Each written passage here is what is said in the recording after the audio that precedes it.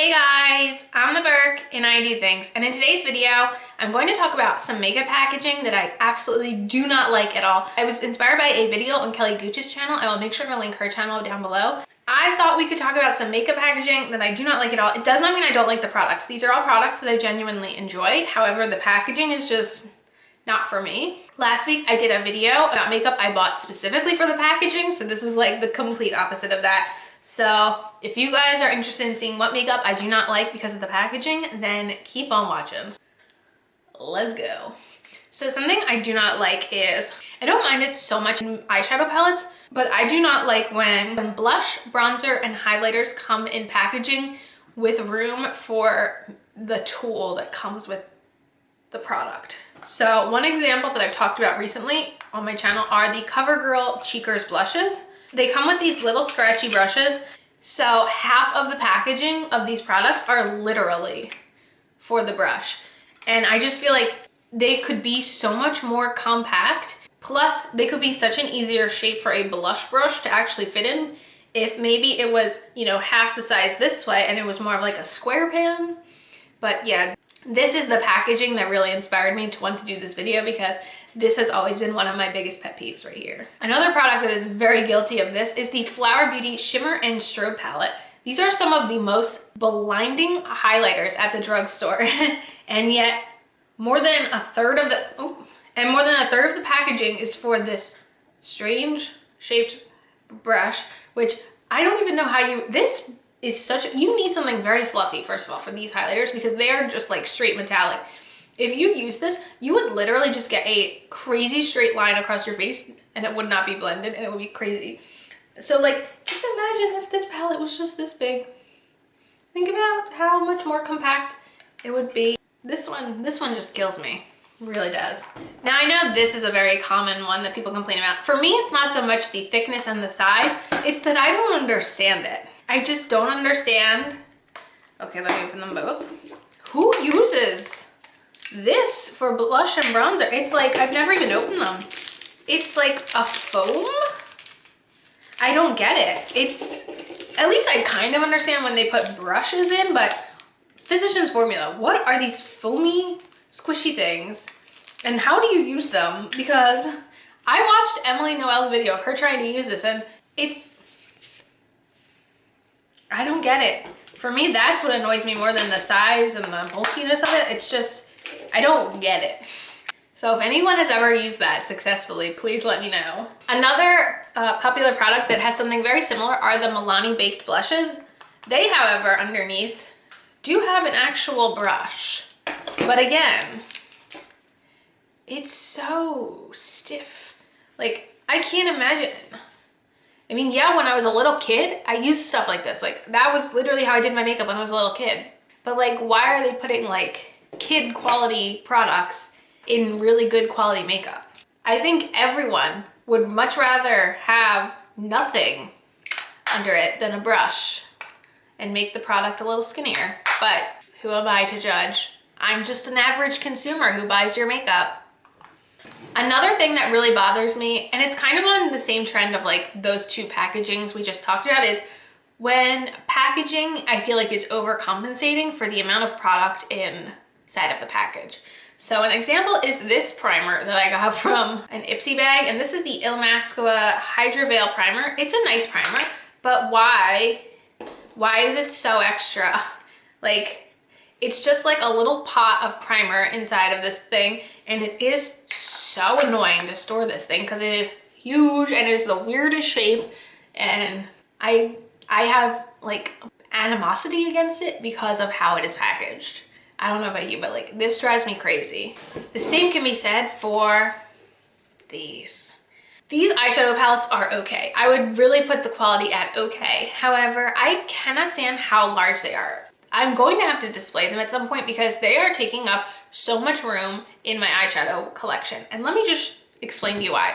So this is the Little Red Riding Hood palette. This has 6 eyeshadows in it, 6. I want to compare it to a Huda Beauty palette, which has 9. So 3 more eyeshadows. Do we see the obnoxious difference? And I get it. Their aesthetic is that they're these storybooks and that most people would put these on display. However, a Little Red Riding Hood doesn't really mean anything to me. I mean, like, I don't know. It's just this, I don't know. It's not my thing. And then even more crazy is this one. This is the Little Briar Rose, which has 12. You know what else has 12?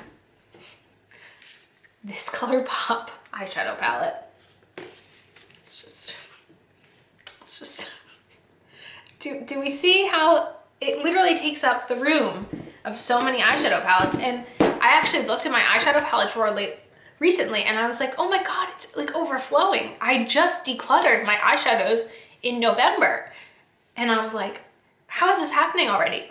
And it's literally happening because of these two palettes. And I'm gonna have to find somewhere else to store these because they cannot be in my eyeshadow drawer anymore because they take up way too much room. Okay, I have 4 more products to talk about and each of them kind of have their own reasoning for my issues. So the first one I'm going to talk about is the Ofra Makeup Fixer. And I think this is one that they have actually addressed. So this is the original packaging of the Makeup Fixer from Ofra. And this sprayer, let's see if it can catch it. Oh, you have to push it so hard and it's such an aggressive press. Look at that. It's a good product, but the sprayer is extremely aggressive. Now I have a little trial size of it that has a much more misting kind of sprayer. So this is actually one of those times when like the bad packaging has been corrected, I think. And I'm actually keeping this small size and anticipating to just keep refilling it until this runs out because this is one of those, because this is a bad packaging that has been corrected, thankfully. Okay, now let's talk about this foundation. This is one of my favorite foundations, the Wander Beauty Nude Illusion foundation, but it has a doe foot, which is not my complaint. So if I just try to gently pull this out, you can see it's not coming out because the doe foot is bigger than the opening. So what I have to do is see, it happened. Every time I pull it out because of the force I have to use, foundation comes out because I have to use such force. And like, this is not a cheap foundation. This is $40 for this foundation. And the fact that just pulling it out makes foundation squirt out, it's very upsetting and irritating. So that is my complaint about this packaging, is that I get why they have the stopper in to like make it so not too much product comes out, but if the stopper is still making product come out, like there's still an issue there. Another foundation I want to talk about is this one. So this is brand new to me. This is the Maybelline Dewy and Smooth Fit Me foundation. I used to have the Fit Me Matte and Poreless many, many years ago, and one of the reasons I wound up decluttering it is because of this. And I cannot believe I purchased another Fit Me foundation because now I remember, what is the point? If you're not going to want to put a pump on your foundation, please just make it a squeezy tube, please. Because this kind of packaging makes such a mess. And I think you can actually order pumps for this, but then you can't put a lid over it. Yeah, so this has kind of been one of my OG like makeup packaging issues for quite a while, and yeah, I can't believe I just bought this. I mean, the foundation seems really nice, but why? Why in all these years have we still not corrected the packaging?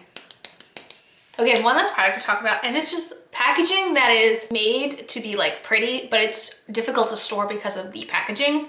And my example of that is the Fenty Beauty, what are these called? Stunna Lip Paints. Great formula, really like this formula, but this is not a naturally type of fitting product anywhere because it's got a giant bottom, skinny top. I mean, obviously it fits like this the best anywhere, but yeah, I mean, it's pretty to look at, but it's very annoying to store, for real.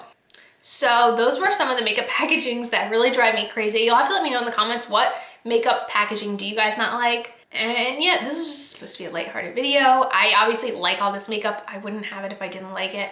And yeah, that's it for this video. As usual, thanks for stopping by my channel. If you're new here, click the subscribe button and ring that bell for notifications. I have my Twitter and my Instagram down below. Give them a follow and I'll see you in the next video. Bye guys!